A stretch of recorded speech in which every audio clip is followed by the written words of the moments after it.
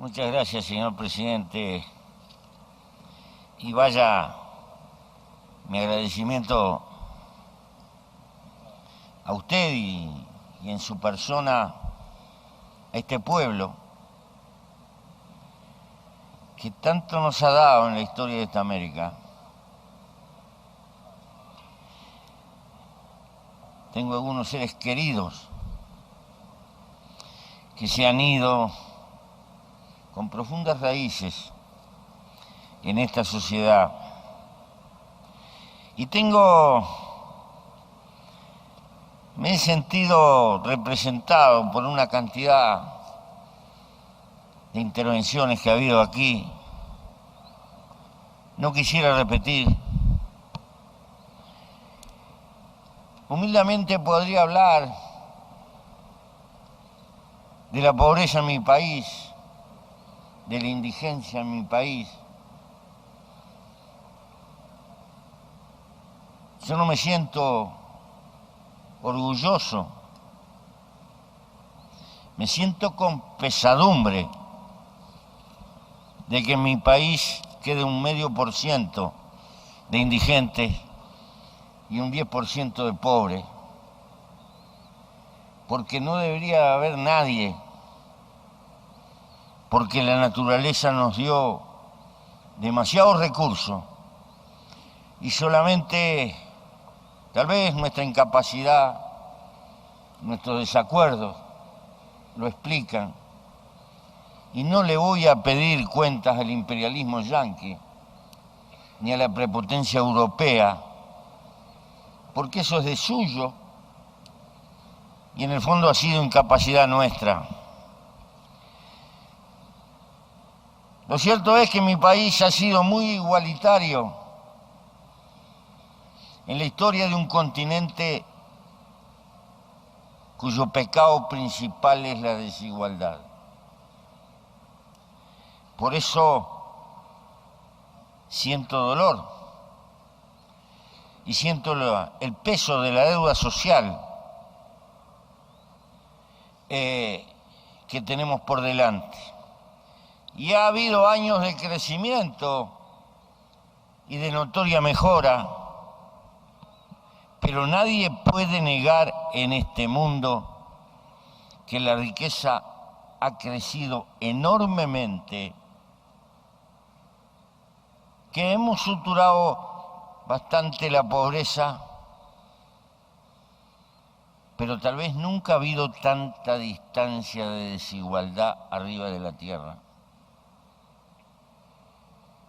Hay gente que tendría que vivir 230 años y gastar $1 millón por día para consumir lo que tiene acumulado, pero también sería imposible porque con una baja rentabilidad de 2-3% anual, lo que tiene acumulado serían 3 o 4 millones diarios.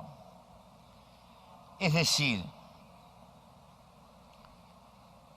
si esperamos que el mercado suture las desigualdades, nos vamos a encontrar exactamente con lo contrario. Y quiero quebrar una lanza a favor de la política con mayúscula, no de la politiquería. Y quiero señalar el fenómeno de la corrupción, lo considero natural e inherente. ¿Por qué? Porque la gran clave que ha desatado esta civilización, el motor de multiplicación de la riqueza, la clave que nos ha dado este progreso material y científico y tecnológico tan fantástico, ha sido el capitalismo. ¿Y qué creemos que es el capitalismo? Cosa contradictoria, capaz de crear mucha riqueza, pero con una enorme pobreza moral en sus entrañas. Y no podemos esperar que si llevamos en la maleta el capitalismo y no lo enfrentamos desde el punto de vista ético y moral, no tengamos corrupción. Es casi la consecuencia lógica y hay que esperarlo. Por eso acompaño la visión de la necesidad de rendir cuenta, pero cuidado que las cuentas no nos rindan a nosotros. Acompaño la política de transparencia, pero no somos de plástico los hombres, somos lo que somos. Por lo tanto, confío mucho más en la política, confío mucho más en la necesidad de construir en el largo plazo corrientes políticas que seleccionan a la gente no atrás de un triunfo material, sino atrás de un triunfo moral. Porque en definitiva, una sociedad, para caminar desde el punto de vista sano, necesita que el grueso de su dirección política esté ética y moralmente comprometida. Después, si es eficiente, si es más capaz, si técnicamente más clara, 100 veces mejor. Pero hay una cosa que no tiene precio y que no se puede sustituir. Y es precisamente que en la alta política no se debe entrar para hacer negocio ni para vivir mejor, sino para comprometerse con el cariño y con la causa de la gente. No se le puede pedir a la humanidad entera que razone así. Los hombres van atrás de su pitanza y hay que tener la bonomía de entenderlo. Pero dentro de la vasta panoplia que significa el género humano, hay que saber elegir, como quien elige una madera dura y la separa de una madera blanda. Y esa es la tarea de los partidos. Y en definitiva, la verdadera sucesión política es la construcción de los partidos. No creo que puede haber figuras trascendentes que cambien la historia de la humanidad, pero los largos procesos de transformación de una sociedad necesitan la construcción colectiva de un esfuerzo y sobre todo el compromiso de una ética. El problema más grave de nuestro tiempo es que está totalmente confundido. La ética comercial y empresarial suele instalarse adentro del procedimiento político. Y entonces las masas desconfían, nos pasan la boleta, pierden credibilidad, en definitiva, y parten de esta idea, todo es lo mismo. Y no todo es lo mismo. Mentira, no creo que todo sea lo mismo, porque he visto hombres y mujeres capaces de entregar la vida por un sueño, y eso no se compra, porque eso no se vende. Y es precisamente este factor de carácter ético que hay que pelearlo en el campo de la política. La otra cosa que quiero señalar, y que me parece central de nuestra época, si una sociedad rica, poseedora de alta tecnología, o un conjunto de sociedades ricas se abrogan el derecho de, con su tecnología de vanguardia, creer que se puede imponer en el mundo la idea que tengamos de democracia y caer en la intolerancia, en el aplastamiento, tal vez en nombre de alguna causa milagrosa, la democracia representativa o liberal, en pueblos que no lo entienden, en pueblos que no han evolucionado por sí mismos. Lo que vamos a cosechar no es democracia, sino fanatismo. Y el fanatismo es el peor flagelo, porque el fanatismo en un lado va a generar la respuesta fanática. La xenofobia de hoy, que empieza a surgir en algunos países centrales, contra los inmigrantes, contra los sudacas, contra los africanos, no deja de ser otra. Y el miedo al terror, el terror de los que están enfermos de odio por el aplastamiento y responden con lo único que tienen, la inmolación, nos hace entrar en una lógica de estupidez y de ceguera que constituye hoy uno de los peligros mayores que tenemos por delante. Está refloreciendo una derecha que no es derecha, sino que es fascista, en el corazón de un continente desarrollado como es Europa. Y eso tiene que ser una verdadera alarma y una lesión de carácter político. El papel que tiene la tolerancia, el respeto a la autodeterminación, el aprender a convivir con lo que es diferente, la política sana de verdadero respeto.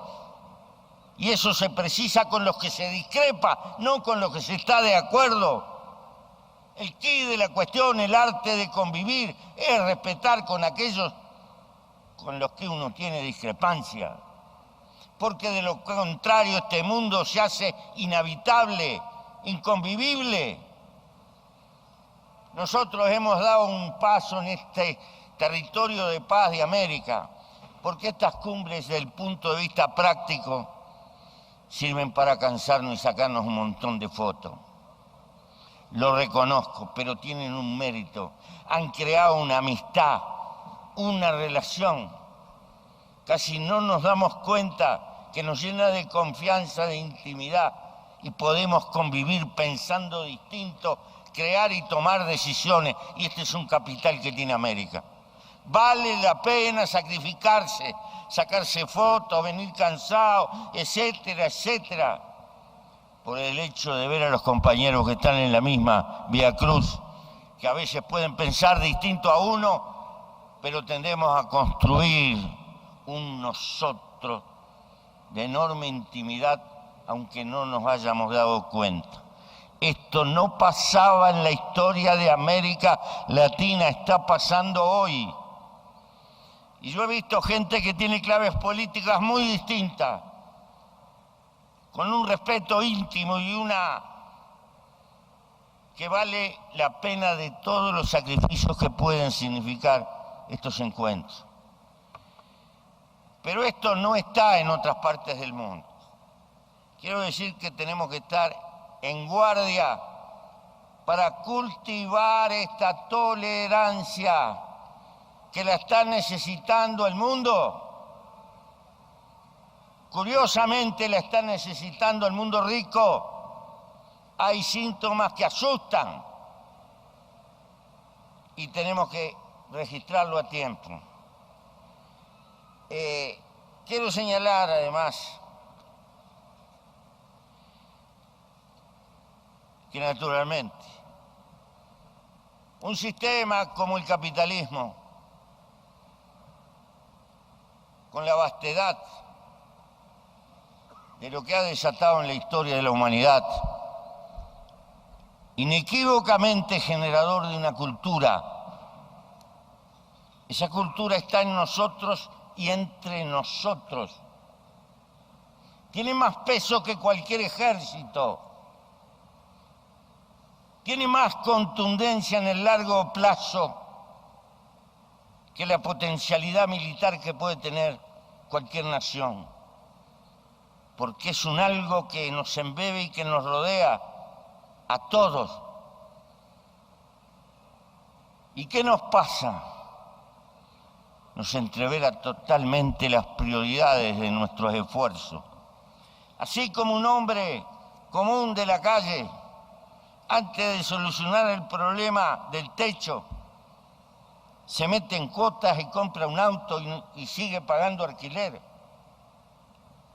O cambia el televisor cuando está necesitando cambiar las chapas del techo. Así en nuestros países, antes de capitalizarse, tienen que importar montañas de autos, renovarlos y de apuro porque hay que estar a tono y así sucesivamente. Y buena parte de nuestro esfuerzo y de nuestra capacidad económica, no la gastamos con prioridad donde la tenemos que gastar, con enseñanza, y nos desangramos en un consumismo atroz que está por encima de nuestras posibilidades reales. Y todos sabemos que no es fácil enfrentar esto. Esto es algo que está metido culturalmente porque un sistema genera una cultura que tiene que ser funcional. Las culturas no necesariamente son de liberación. Las culturas pueden ser de liberación, pero pueden ser también de sometimiento. Queremos consumir como el mundo rico y estamos desesperados por consumir como el mundo rico, pero no nos hemos capitalizado. Y esta ecuación no la arregla ningún gobierno, pero por lo menos lo tenemos que empezar a tener claro y lo tenemos que discutir perfectamente, porque esto es parte de la contracultura que necesitamos a favor de darle valor a lo que tenemos por delante. En mi país, pequeño país, tenemos problemas para circular porque se venden 200 autos por día y la ciudad ya no da paso. Y parece que el mundo se viene abajo, porque ¿y cuántas cosas precisamos más importantes que los autos? Y tendríamos que pagarle a nuestros profesores mucho más, y tendríamos que becarlos para que fueran, pero no. Nuestra balanza de pago se desangra, y creo que esto le pasa a otros países de América Latina. Cuando miro los planes de enseñanza, me doy cuenta de lo poco que gastamos en la enseñanza tecnológica y cuánto gastamos en el viru-viru. ¿Cuánto gastamos en un montón de cosas no útiles? Y qué poco gastamos en la enseñanza técnica y en la enseñanza científica. Bien, yo creo que estas son consecuencias larvadas de esa cultura, porque estamos como mirando la fiambrera, estamos mirando la vidriera del mundo altamente desarrollado y tenemos que adoptar sus hábitos y sus costumbres cuando nuestras prioridades en el fondo son otras. Este problema no tiene solución sencilla, no la puede tener. Esto es una batalla cultural, pero nunca te liberarás si padeces las consecuencias de la cultura que te somete. Esta es la cuestión. No alcanza con lo material. Lo material es importantísimo y es determinante. Pero en definitiva, no hay papel más importante arriba de la tierra que la cultura que nos conduce por la vida. Y esta batalla cultural, la más dura, la más difícil, porque es mucho más fácil cambiar una realidad material que una realidad cultural, es el desafío que tiene nuestra América hacia el porvenir. Mi agradecimiento a todos, mi cariño a todos. Me siento representado por la lucha de ustedes. No hay ningún triunfo a la vuelta de la esquina. No hay ningún triunfo fácil. Nadie nos va a regalar la prosperidad. La prosperidad hay que ganarla y la libertad hay que pelearla permanentemente porque es una lucha por una reconquista de carácter permanente. Pero vale la pena comprometer la vida en ese esfuerzo y sobre todo intentar dejar gente que nos supere con ventaja. En realidad, los mejores dirigentes son aquellos que cuando se van dejan un conjunto de gente que los supera ampliamente. Esta lucha es colectiva y es de generaciones. Gracias.